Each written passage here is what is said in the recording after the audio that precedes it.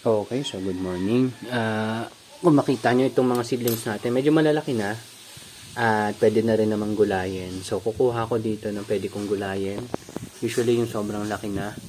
Wala na rin kasi ako mataniman eh. Pero may mga pwede pang itanim dito. Pero yung mga malalaki na, i-dediretso na natin, lulutuin natin. So isa yun sa maganda pag nagtatanim ka or nagpupunla ka, tapos marami namang tumubo, hindi ko inaasahan na ganun kadami ang tutubo. So maganda yung nabili kong buto. Ano ba yun? Condor yata yung tatak nun. So maganda yung buto niya. Lettuce, mustasa, tsaka pechay. So yan, kuha lang muna ako. Pakita ko yung mga pinili ko. Okay, so kumuha na rin ako sa kabila. Ito yan. Yan. So mostly yung medyo malalaki na. May mga malalaki pa dito pero medyo marami na rin naman siguro ako na harvest. So ito na lang yung isasahog namin sa ulam or sa sabaw. Kasi yan, ito. Mostly yung pinuha ko dito tsaka dito. Ayan, medyo mas maaliwalas na silang tingnan.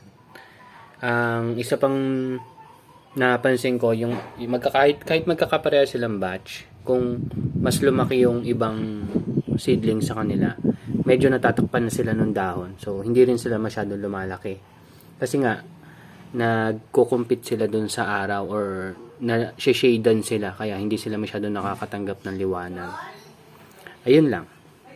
Bye-bye.